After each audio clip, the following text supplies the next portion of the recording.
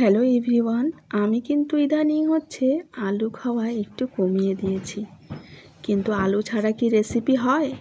আলু ছাড়া কোনো রেসিপিই হয় না। আলু না থাকলে যেন মনে হয় কি বানাবো ভেবে উঠতে পারি না। তাই একটা আমি ইউনিক রেসিপি বানিয়ে ফেললাম, তাও আবার আলু ছাড়া। আপনারা কিন্তু ভিডিওটা স্কিপ না করে দেখতে থাকবেন, তা না হলে কিন্তু বোঝা যাবে না। তো ভিডিও শুরু করে দিয়েছি। তো এই রেসিপির জন্য আমার লাগবে একটু মোটা সাইজের বেগুন। এই সাদা বেগুনগুলো হয় না, এটা হলে কিন্তু খুবই ভালো হয়। তাছাড়া অন্য বেগুন দিয়েও হবে, চেষ্টা করবেন এরকম সাদা বেগুনগুলো নেওয়ার। এবার এটাকে সুন্দরভাবে আঙ্গুলের মতো করে কেটে নেব। নিয়ে এটাকে জলের মধ্যে 1 চামচ লবণ দিয়ে চুবিয়ে রাখবো। এই একটা বেগুন দিয়ে কিন্তু সেই অসাধারণ রেসিপিটা আমি বানিয়ে ফেলবো, যেটা বানালে কিন্তু আর আলুর অভাবটা হবে না।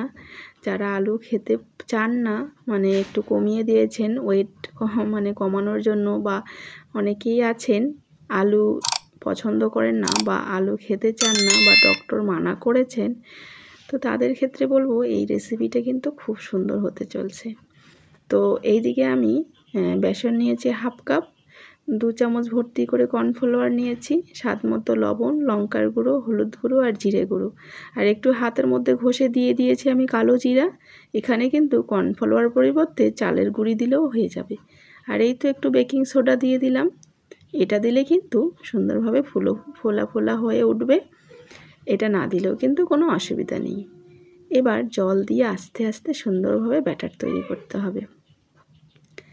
একবারে কিন্তু মোটেও জল দিতে যাবেন না, তা না হলে কিন্তু ব্যাটারটাই নষ্ট হয়ে যাবে। এই যে সুন্দরভাবে একটু করে জল দিয়ে আর আলতোভাবে মেখে মেখে একটা স্মুথ ব্যাটার তৈরি করতে হবে।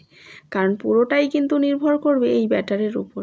কারণ ব্যাটারটা যদি খারাপ হয় তাহলে কিন্তু এই রেসিপিটাই ভালো হবে না। তো ব্যাটারটাকে কিন্তু স্মুথভাবে তৈরি করতে হবে। এই দেখুন কি সুন্দর হয়েছে। সেম এরকম করতে হবে। তো আপনারা যেখান থেকেই ভিডিওটা দেখছেন, আমার কিন্তু ফেসবুক পেজে নার্জিনা পারভিন পেজ রয়েছে, সেটাকে ফলো করে দেবেন আর বন্ধুবান্ধবের সঙ্গে শেয়ার করে দেবেন। আর যদি ইউটিউব থেকে দেখে থাকেন তাহলে কিন্তু সাবস্ক্রাইব করে দেবেন আর চ্যানেলটিকে সবার সঙ্গে শেয়ার করে দেবেন। যদি ভালো লাগে আমার রেসিপিগুলো তাহলে লাইক কমেন্টও করে দেবেন। তো এবার কড়াই বসিয়ে দিয়েছি। কড়াইটা যখন গরম হয়ে উঠেছে তখন 1 কাপ ভর্তি করে তেল দিয়েছি, মানে এখানে ডুবা তেলে ভাজতে হবে। তো সেই জন্য তেলের পরিমাণটা একটু বাড়িয়ে দিতে হবে। এবার ব্যাটারটাকে খুলে একটু আঙুল দিয়ে নেড়ে ছেড়ে নেব। যখন দেখব তেলটা গরম হয়ে এসেছে তখন কিন্তু একটা একটা করে এই যে বেগুনগুলো ব্যাটারের মধ্যে চুবিয়ে তেলের মধ্যে ছেড়ে দেব। এই দেখুন খুব সুন্দরভাবে আমার তেলটা ফুটে উঠেছে আর এগুলোও সুন্দরভাবে ভাজা হচ্ছে। তো একে একে দিয়ে দেব, 6-7টা একবারে দিয়ে দেব, দিয়ে সুন্দরভাবে লাল লাল করে ভেজে নেব। এটা আপনারা বানাতে পারেন যদি কেউ ঘরে গেস্ট আসে তাহলেও কিন্তু বানিয়ে দিতে পারেন বিকেলের জন্য, খুবই ভালো হয়। আর যদি ছোট বাচ্চা থাকে তারা তো সব সময় বায়না করে এটা ওটা খাওয়ার জন্য, তখনই কিন্তু এইভাবে সুন্দরভাবে বানিয়ে দেওয়া যায়। আর দেখুন কত সহজেই হয়ে যাচ্ছে, একদম ইজি রেসিপি। আর আমার রেসিপিগুলোই কিন্তু একদম ইজি রেসিপি, আপনাদের বুঝতে একেবারেই অসুবিধা হয় না।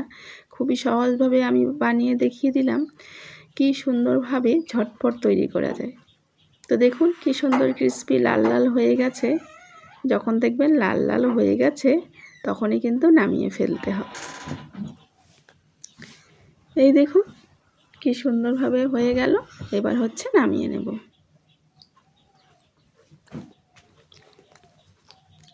আর সামনেই যেহেতু বৃষ্টির সিজন আসছে, সামনে বলতে বৃষ্টি পড়া শুরু হয়ে গেছে, তো এই বৃষ্টির সময় এরকম সুন্দর যে বেগুনের এই ফ্রেঞ্চ ফ্রাইটা বানিয়ে ফেললে না অনেক বেশি ভালো লাগে বৃষ্টির সময় খেতে। তো দেখুন কথা বলতে বলতেই কি সুন্দর ঝটপট তৈরি হয়ে গেল, কি সুন্দর ক্রিস্পি লাল লাল একদম। আর এটা না খেতে কিন্তু অনেক বেশি মজা হয়েছিল, খুবই মুচমুচে ছিল। আর সন্ধ্যাবেলা এরকম খাবার খেতে কার না ভালো লাগে বলুন তো। আর আমার ঘরে কিন্তু মোটামুটি প্রায় এই ধরনের খাবারগুলো হতে থাকে তা যখন বৃষ্টি হয় না সেই সময়গুলোতে। আমি ওই জন্যই আপনাদের সঙ্গে শেয়ার করলাম, যেহেতু সামনেই বৃষ্টির সিজন চলে আসছে, আমাদের এখানে কিন্তু টুকটাক বৃষ্টি পড়া শুরু হয়ে গেছে। তো বৃষ্টির সময় যদি এরকম সুন্দর বেগুনের ফ্রেঞ্চ ফ্রাই বানিয়ে খাওয়া যায় না, সত্যি মনটাও ভালো লাগে, আর হচ্ছে ঘরের লোকও না অনেক বেশি খুশি হয়ে যায়। আর আপনার ঘরে যদি কেউ ঘুরতে আসে, ঝটপট এইভাবে যদি বানিয়ে দেন না, সেও কিন্তু ইমপ্রেস হয়ে যাবে, তাই না? তো এই দেখুন সেম একই প্রসেসে বাকিগুলোও বানিয়ে ফেললাম। এখানে না একটা বেগুন দিয়ে এতগুলো হয়েছে, সত্যি এক প্লেট ভর্তি, আমরা খেয়ে না শেষ করতে পারিনি। অনেকগুলো হয়েছে, মানে একটা বেগুনের এতগুলো হয়েছে আমি ভাবতেও পারিনি। বললাম না, ব্যাটারটা যদি সুন্দর হয় না, তাহলে সব কিছুই ফুলে ফুলে সুন্দরভাবে না থালা ভর্তি হয়ে যায়। তো ব্যাটারটাকে কিন্তু একটু সুন্দরভাবে আস্তে আস্তে জল দিয়ে বানিয়ে ফেলবেন। দেখুন কি সুন্দর আমি দেখাচ্ছি, ক্রিস্পি হয়েছে সেটাই দেখাচ্ছিলাম। আমার রেসিপিগুলো কেমন হয় কমেন্টে জানাতে কিন্তু ভুলবেন না। আর আপনাদের একটা লাইক কমেন্ট আমাকে কিন্তু অনেক উৎসাহিত করে তোলে। তো আবারও দেখা হচ্ছে আরও নতুন একটি রেসিপিতে। তো আপনারা ভালো থাকবেন, সুস্থ থাকবেন, আবারও দেখা হচ্ছে, টাটা।